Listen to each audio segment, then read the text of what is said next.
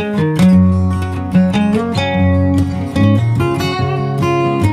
morning guys, good morning, welcome back to my channel. It's October 4th, Friday. At ngayon ay magtitinda naman po tayo ng bote at lata or plastic bottles. Tara, samahan nyo kami. Alright guys, again, nagko-convoy kami ni Kuya Jose. Nasa likod ko siya.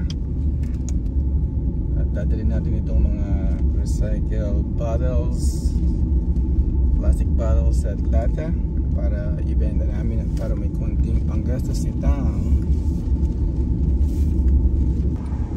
Alright guys, kakaliwa tayo dito sa Highway 76. Maiksi lang naman ang biyahe natin dito sa Highway 76, and then we're gonna make a right turn heading sa Bennett Road, and then yung pong recycling center doon sa may bundok doon.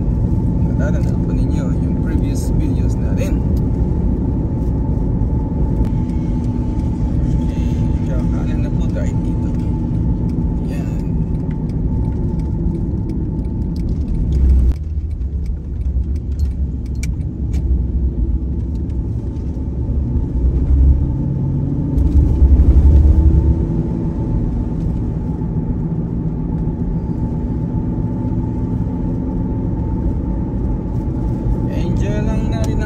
Ang driving at konting view dito guys.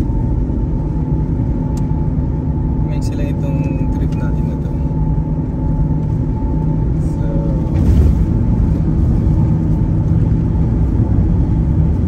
ito na.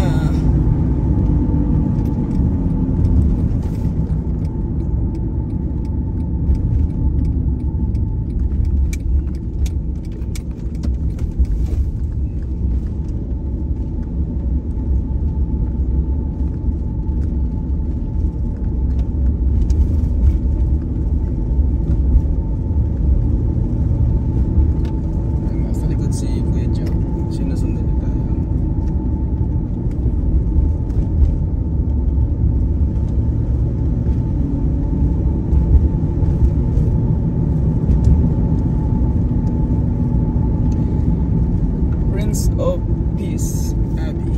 Ano po yun? Another church, simbahan ng Katoliko yun. Magandang simbahan, napaka-peaceful, very solid. Nasa taas din ng bundok yun.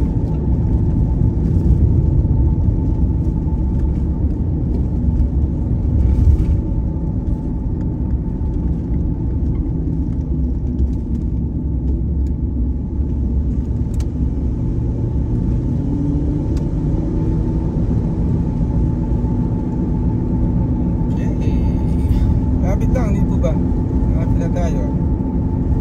Ayan na. Ito na ang recycling Oceanside. Pasok lang po tayo dito. Okay.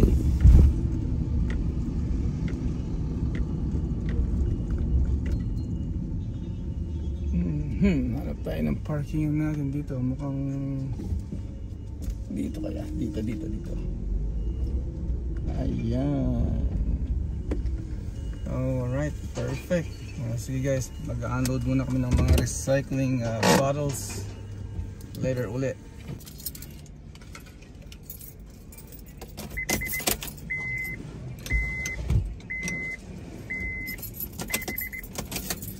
Alright guys, ayan, tinitimbang na nila yung mga plastic bottles at aluminum cans na dala namin. So we shall see kung magkano ang kikitain natin this time. Yung aluminum cans po natin parang hindi siya gaano karami, di tulad ng last time.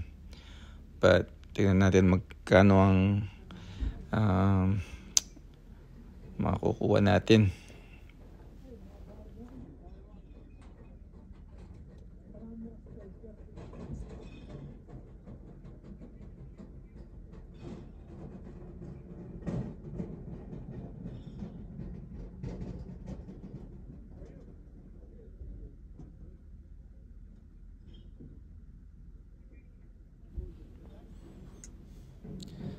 Ayan, yung mga lata naman ang titimbangin.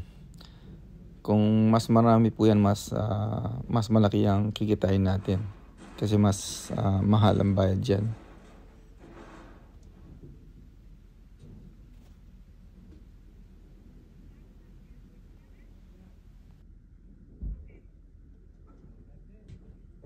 At this time, tinawag na po ako at ready ng bayarin tayo.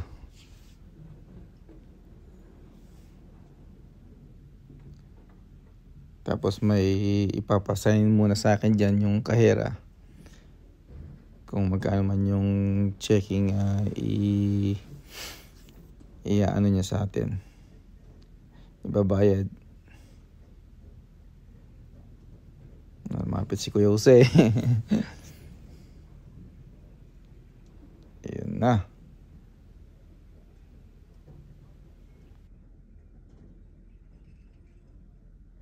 O siya nga po pala, dito pala yung kahera, i-verify niya muna ako kung sino ako at saan ako nakatira.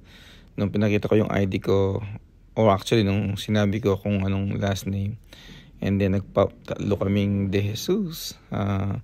So I have to show my ID kung which one. And then sabi ko nga, may kamag-anak pala ako dito. Sabi ko, sabi niya ganun. There are other De Jesus dito sa system, sabi niya.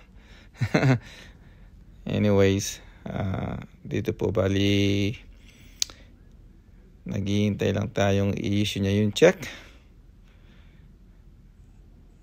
And then si Kuya Jose, nakikipagkwentuhan siya sa mga empleyado nila dyan. Mabait naman yung mga bata. Ayan,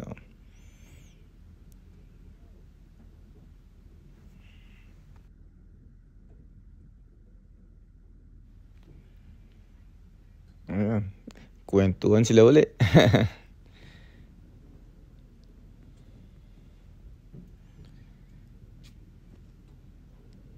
Habang matyagang naghihintay po yung kasunod natin na yung matanda, mayroon din siya. Ayun, isang bin na lata at saka yung isa siguro plastic bottles yun. Ayun, tinitimbang na rin yun sa kanya. Kasi nabayaran na po tayo dito. Ayan na. Pasok na kami sa kotse. Okay.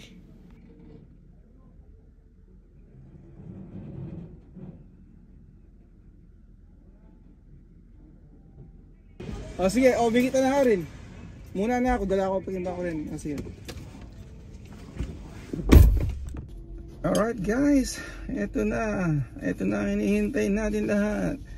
Naka 154 and 20 cents. So, not so bad. Mas malaki yung last time kasi mas marami yung lata noon. This time, hindi gano'ng karami. It's more on water bottle. So, mas mahal yung lata po.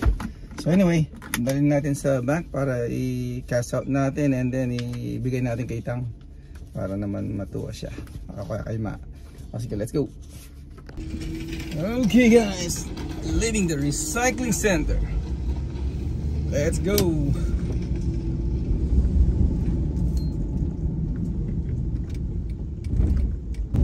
Okay, pinauna ko na si Kuya Joe kasi may pasok pa siya. He normally leaves around 2 PM. Ayaw ko siyang late. So, kaya pinauna ko na siya. At tayo naman, pupunta pa tayo sa bangko para ipakakas natin itong maliit na check ni Tang para mayroon siyang konting panggastos. Ganyan lang po yan. Kahit konti, kahit pa paano, mayroon siyang konting cash na matatanggap galing dun sa mga naiipon natin mga lata at water bottles. Ayan naman po sa kaliwa, Prince of Peace Abbey. Magandang simbahan po yan. Very solemn, peaceful. Nasa taas ng bundok. I can see Kuya Joy. Nauna na siya atin. Alright, enjoy lang po natin itong maiksing driving. At para maging familiar na rin kayo kung saan po dinadala ang mga water bottles and cans na tinitinda namin para kay Tang But there's a lot of places po. Isa lang to sa pinupuntahan namin. There are multiple places where you can take yung recycle. Okay. Medyo parang makulimlim ang panahon pero mainit actually.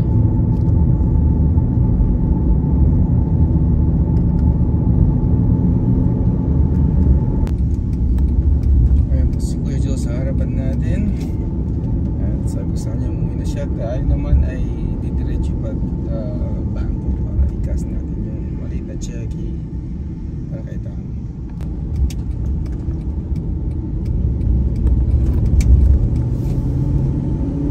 Okay, mag-change lane na tayo.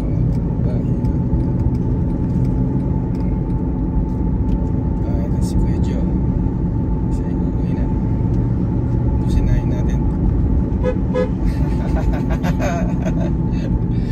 Alright, okay, bye.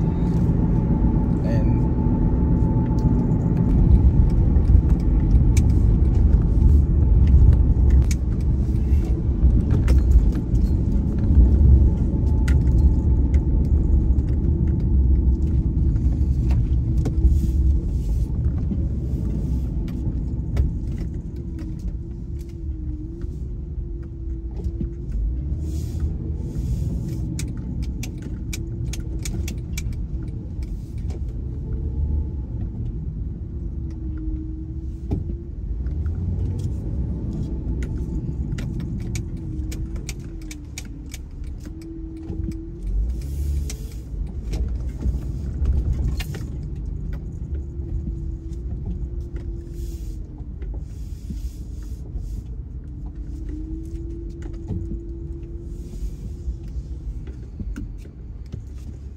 alright guys, end na muna natin dito at papasok na tayo sa bank. So tara guys, pasok tayo sa bangko. Samahan niyo ako. Diyan tayo pumunta guys. Kakas na itong maliit na check-in ni Tang. Alright guys, ito na yung cash 154 and magkano? 20 cents. Nayatid natin kay Ma at saka kay Tang. Alright guys, back on Mission Avenue, papunta kina Ma.